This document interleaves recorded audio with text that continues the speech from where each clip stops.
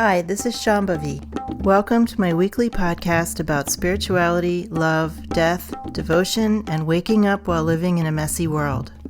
The Satsang with Shambhavi podcast is recorded live each week with students of our nonprofit community, Jayakula. For more information and to find out about attending a satsang, visit jayakula.org. Thanks for listening. Much love to you, wherever and however you are.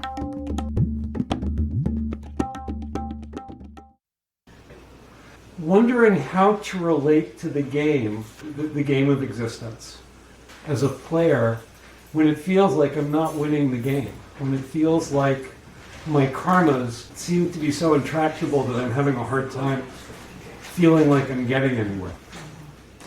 Well, as my puja teacher said, when you feel like you're failing, lower your expectations. I can tell you right now that as a result of whatever you're doing, including practicing, but I'm sure other things too, you are very much different than you were when I first met you. Right? We all relax at our own pace, right? We all realize at our own pace. You have some expectations of something. I don't know what it is. And of course, you're still suffering. We all have our sufferings, right? And you want that to go away. But things are happening, and they've been happening ever since I've met you. They just apparently aren't happening fast enough for you. But that's often the fate of humans. This is part of practice, is to resign ourselves to what's actually happening. To resign ourselves to when we don't do as well as we wish we had. That doesn't mean be fatalistic and give up. When I say resign ourselves, it means take that as what needs to be happening from the Divine Mother. In my case, that's how I think of it. You can think of it as anything you want. The Divine Tortoise, whatever. But I don't care. But think of it as what it is. You're just doing the thing you were put here to do. And it can't be speeded up and it can't be slowed down. So take what's happening as wisdom, and even your own frustration. That's what you need to surrender or yield to or dissolve or work with, is the frustration that you feel. And it's also being humble. Our expectations of ourselves in this culture are just ridiculous. Somebody came into Satsang Live at the retreat last week and said, "Oh, you look very red." And I said, "That's just because online you look like you're drained of all blood. You just get completely washed out online because of all these filters that are being applied on our faces. I can't get rid of them. Like, I turn them all off and there's still filtering happening because we're all supposed to look a certain way, right? And then in person, we're like, what's wrong? You have details." Oh, no. If you could say a little more about humility. We were all made in a certain condition. I've told this story before, but you might have forgotten it or hadn't heard it. Once I had a dream, and in the dream, I was in a crowd of people, and we were all pranaming like this, with our heads bowed, and there was some great spiritual personage coming in, and we were waiting for her.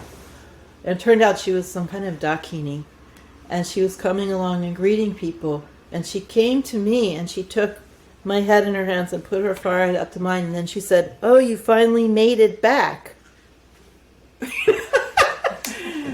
She was happy, but what I got in that instant was I'd taken lifetimes of a detour. That's what was transmitted to me. Like, I had been in some high position as a teacher. I had totally fucked up because of pride. And I'd gone on some giant pride-scraping lifetimes detour. Right? And I'd finally made it back to where the wisdom beings were going to give me another chance.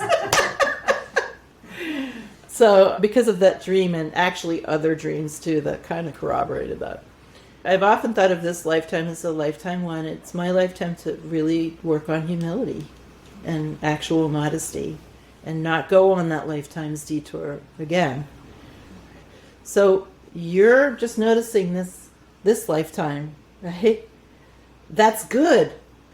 You're not going to have to go through a whole nother lifetime of not noticing that you're missing out on some humility. So feel good about that. And Right. what about like looking back at all the fuck ups, you know? all of You have no idea how much you fucked up. that. You mean in previous life? Yes. Yeah, I mean, we've all done well and we've all fucked up 100 billion times. It's oddly reassuring. It's oddly reassuring, yeah. You know, it's actually pride to be bemoaning the fact that you didn't notice this earlier. Instead of feeling grateful, like, oh my God, thank God I noticed this at all now. Whatever we notice, we can work on. What we don't notice, we can't work on. So in a lifetime, when we notice something, don't put it off, because who knows when we'll notice it again. We'll forget. You've asked me this question a lot, so I wonder if in between you forget. Sorrow and regret are different in the sense that, like, this chronic sorrow about how things went wrong is very self-focused. It is not helping anyone, including you. Right? It's just keeping you in a loop. Can you just regret this and get your courage up, get your fire up, and move on to make it better? Because you do have some say in what happens next. You have no say in what happened already. So the sorrow that you feel is part of realm vision. It's part of your karmic load. And it's just keeping you in that loop. It's not actually producing anything but itself. And at some point, when we regret how we've been, the only healthy answer is to be different tomorrow, to start working incrementally on being different from now on. That's what you have control over. Some control. Not maybe tons, but some. So recognize that the sorrow you're feeling is part of your karma, because you keep repeating it over and over. It's keeping you in a loop, in a kind of prison. It's not helping you work on your humility. It's just perpetuating itself, like a little virus that wants to keep going. Sorrow's an emotion, right? It's an emotion. We all feel sorrow. But if that sorrow is not bound karmically, then we'll feel it and eventually it'll just go away. If not immediately, then some sorrows stick around, like if we're grieving someone who died. But eventually, all sorrows that are not tied up in a karma will eventually go away. But you just keep repeating this. So this is sorrow bound up in karma. And it has a kind of life cycle. And it wants to survive. And it has you convinced that it's somewhat important. Yeah. Yeah, it's not. So there's nothing wrong with sorrow at all. That's just a normal emotion. But this caught in a loop of sorrow, yeah.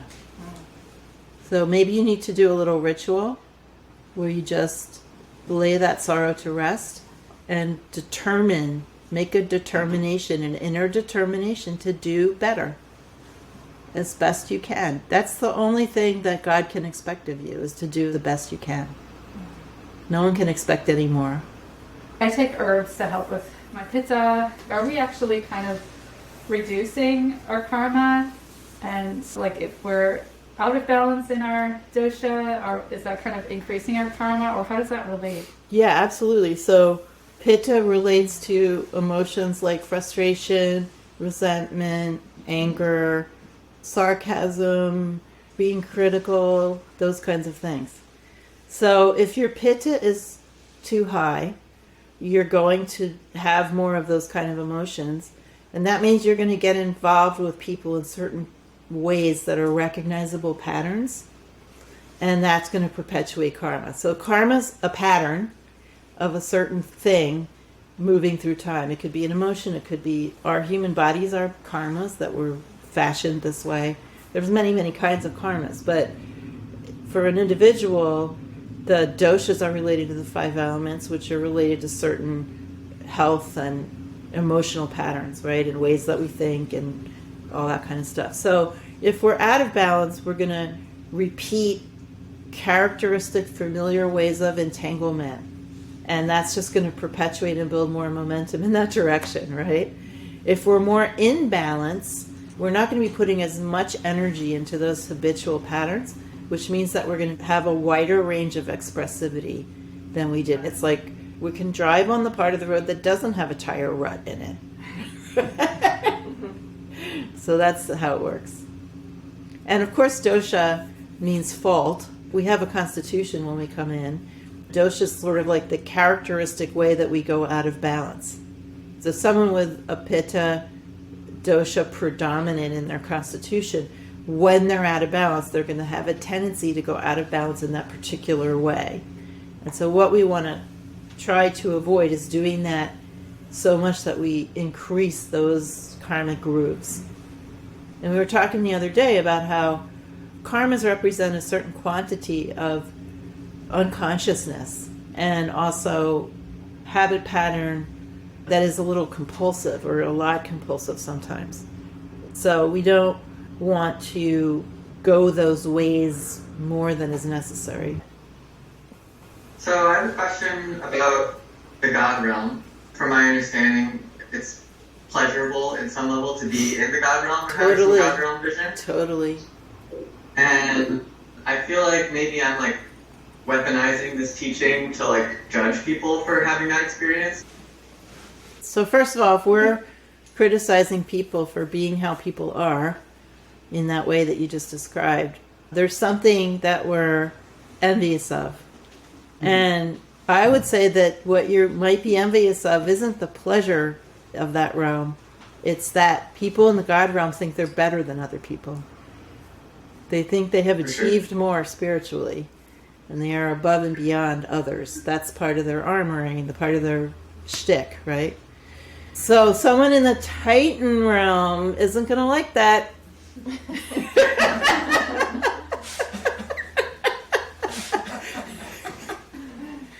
Who told you you're better?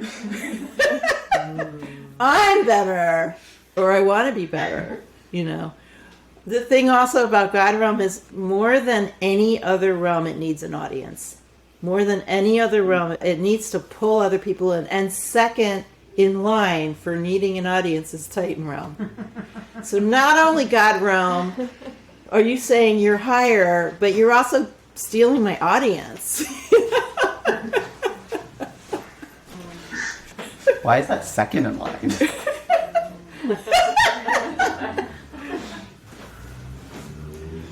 This is resonating with me, but I thought it might. Yeah. So the motivations for God versus Titan are different because God realms, people that like to hang out there, they're afraid of death and illness and aging. They're afraid of anything that hints at our mortality. And so they have all these fantasies about how they're going to escape those things by having the right spiritual opinions and wearing spiritual clothing and getting spiritual tattoos and posing as spiritual teachers. They want witnesses to that. They want confirmation that they have ascended in some way and that they're not going to be subject to disease and death and old age like the rest of us.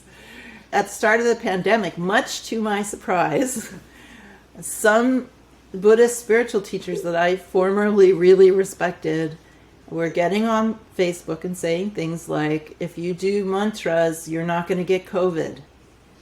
I was like, okay. I had no idea these people were so in the God realm. That's like such a fantasy. First of all, even though there probably are a handful of people on Earth that could do mantra and not get COVID, the rest of us schlubs are not really, all that good with mantra. Right? It wasn't even recognizing that we're all in different conditions.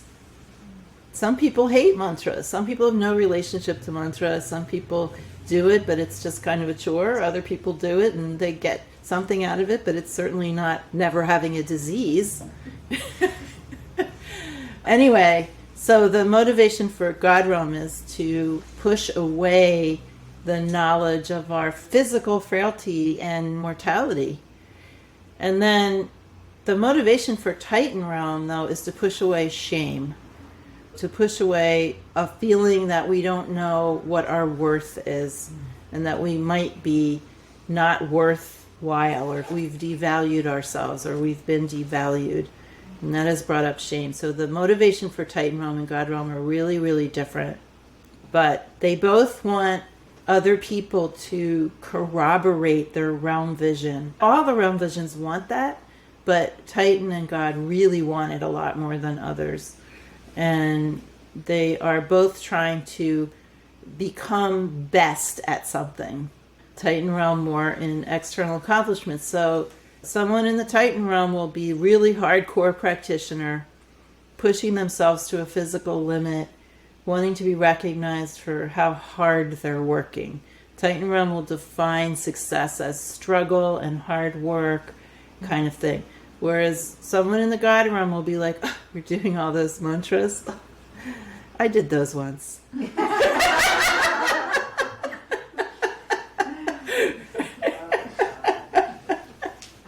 So it's really irksome to Titan realmers, to be around God realmers, because they're competing for the same space, but really differently. Mm-hmm. And God realmers, you cannot get around them. They have an answer for everything. It's sort of this very looped kind of a thing. No matter what you say, they're going to scurry to some higher plane. And that's also really annoying. Meanwhile, the poor Titan's just struggling and making all that hard effort. Well, all those God realmers are just sitting around pontificating. It's really annoying. I was gonna say I can really relate to the Titan realm, the shame part, and trying to get out of that. But the part about the hard work, I feel like that I'm too lazy for that or something. I'm wondering if you have any insight on that. Yes. Unfortunately for you, I do. Shit. So there is an aspect of Titan realm which I've called the secret Titan. And that is someone who's, maybe it's laziness. You do have a lot of kappa in your constitution. Laziness might play a role. It certainly does for me in my constitution. But it's also being afraid to compete because you're afraid that you'll be found to be lacking. So what secret Titans will do is criticize internally. They have criticisms of other people and how other people aren't measuring up. But it's happening internally where you can't see it. And they will not compete publicly because they're afraid of disapproval, or they're afraid of failure, afraid of more shame. They're afraid they won't be up to the mark. It's interesting to think about them in terms of what the realms are pushing away. I don't think I've ever thought in those terms before. God is pushing away, I forget what you said. Knowledge, recognizing mortality and fragility, Mortality, and right, yeah. illness and old age. Can we go through all of them? Mm-hmm. Satan's pushing away Shame. Human realm is pushing away the experience of openness. So human realm wants to categorize, label, and file everything in the correct place so that there's a sense of control of time and space where there's not this just open quality to life. Human realm is very future focused and trying to control what happens in the future. And the openness of time and the openness of space is what it's guarding against. Mm-hmm. And then animal realm is guarding against uncontrolled experiences of others. So very concerned with boundaries because it's guarding against an uncontrolled interbeing, basically. And then hungry ghost is guarding against loneliness. Hungry ghost really holds kind of pride of place in the sense that we all have some experience of hungry ghost. We all have some experience of loneliness.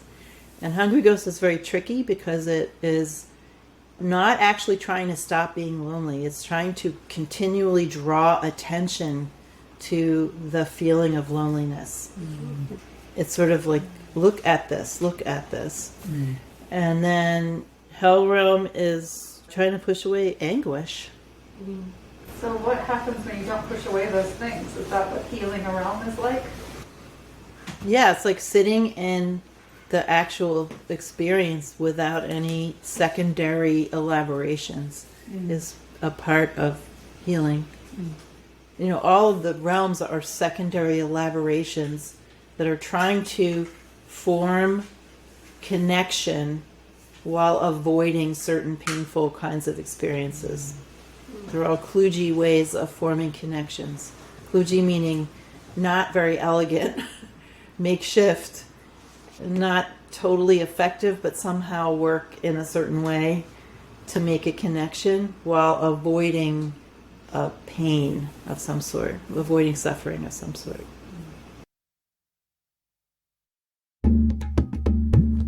Satsang with Shambhavi is produced by Jayakula, a nonprofit community offering opportunities to learn and practice in the direct realization traditions of Trika Shaivism and Dzogchen.